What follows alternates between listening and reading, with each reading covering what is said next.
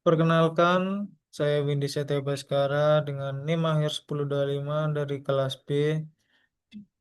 Di sini saya akan menjelaskan hasil pengerjaan LKM 7 dan 8 mata kuliah data mining, di mana di LKM 7 itu membahas ensemble classification dan di LKM 8 membahas metrik evaluasi.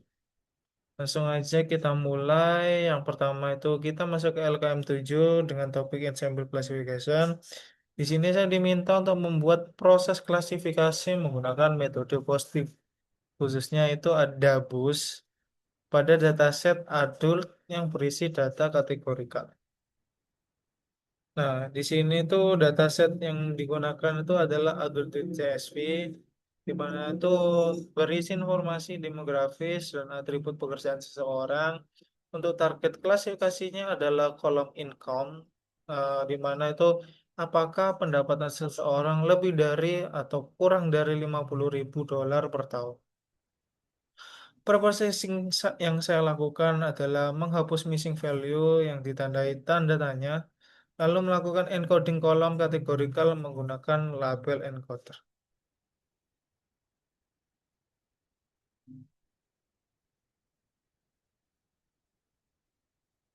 Selanjutnya,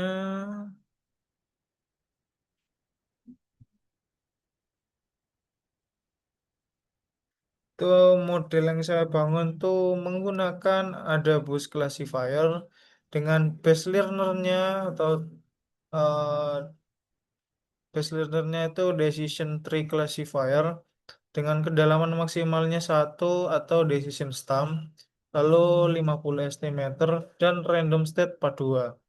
Di mana di sini data dibagi menjadi 80% training dan 20% untuk testing.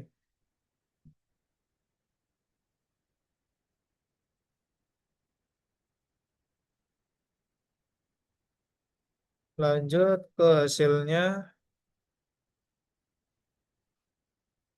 Untuk hasilnya di sini akurasinya itu sebesar 85,05%. Dapat kita lihat dari classification report kelas 0 atau kurang dari 50K, precisionnya itu 0,86, recallnya 0,96, advance score-nya 0,91 dengan 6.842 data. Lalu ada kelas 1 yaitu lebih dari 50K di mana precisionnya 0,79, recall-nya 0,53, lalu advance score-nya 0,63 dengan 2.203 data. Ketidakseimbangan jumlah data antar kelas menyebabkan performa kelas 1 lebih rendah. Kesimpulan, di mana ada bus ini cukup efektif dengan akurasi 85,05%, unggul di kelas 0, namun masih perlu peningkatan di kelas 1. Mungkin ke depannya bisa dicoba menggunakan teknik penanganan imbalance data. Kita lanjut,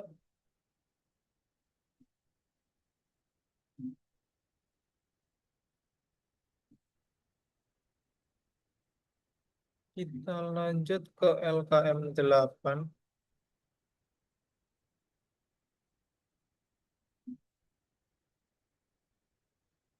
Nah, untuk LKM 8 ini materinya tentang metrik evaluasi. Sebelum masuk ke hasil, saya jelaskan dulu ada komponen confusion metrik beserta rumusnya. Untuk confusion metrik terdiri dari 4 nilai, yaitu ada TP atau true positif, yang dimana data yang aktualnya positif dan diprediksi positif. Lalu ada TN atau true negatif, data yang aktualnya negatif dan diprediksi negatif. Lalu ada FP atau false positif, data yang aktualnya negatif tapi diprediksi positif. Atau disebut juga dengan tipe satu error. Lalu ada FN, false negatif, data yang aktualnya positif tapi diprediksi negatif, disebut juga tipe 2 error. Dari keempat nilai tersebut, metrik evaluasi dihitung dengan rumus di mana akurasi yaitu TP plus TN per TP plus TN plus FP plus FN. Kita langsung aja ke hasil confusion matrixnya.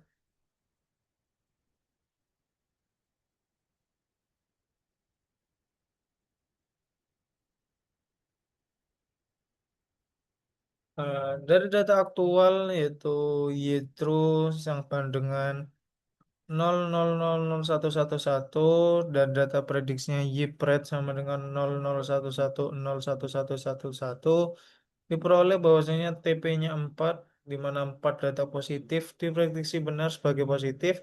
Lalu ada TN sama dengan 3, 3 data negatif diprediksi benar sebagai negatif. Lalu ada FP di mana 2 data negatif salah diprediksi sebagai positif. Lalu kebalikannya ada FN, 1 data positif salah diprediksi sebagai negatif. Untuk perhitungannya yang pertama itu akurasi, itu rumusnya ada TP plus TN, di mana itu 4 plus 3 yaitu 7, lalu ada TP plus TN plus FP plus FN yaitu 10 dengan maka hasilnya menjadi 70% atau 0,70.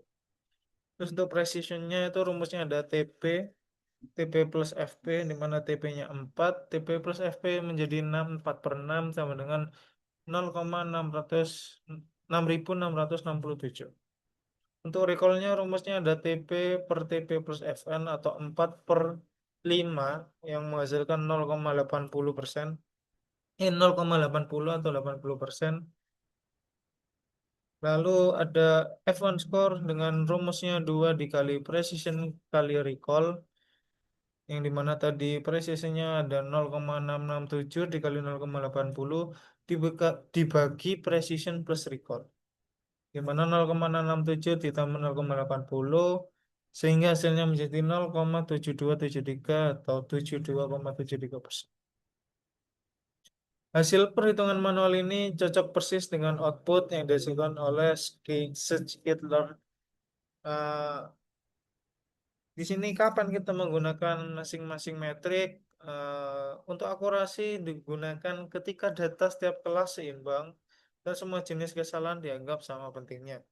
Untuk recall digunakan ketika false negatif sangat berisiko seperti deteksi penyakit, diagnosa kanker, atau fraud detection. Karena melewatkan satu kasus positif bisa berdampak besar. Untuk F1 score digunakan ketika kita butuh keseimbangan antara precision dan recall, terutama pada dataset yang tidak set. Kesimpulan dari LKM8 ini, model cukup baik dalam mendeteksi data positif dengan recall tertinggi 80%. Masih ada 2 false positif dan 1 false negatif yang membuat precision lebih rendah. Pemilihan metrik harus selalu disesuaikan dengan tujuan dan konteks kasusnya. Demikian penjelasan LKM7 tentang Ensemble Classification dan LKM8 tentang metrik evaluasi. Untuk link Google Colab sudah tersedia di dokumen LKM masing-masing. Mungkin terima kasih sudah menyimak. Semoga bermanfaat. Assalamualaikum warahmatullahi wabarakatuh.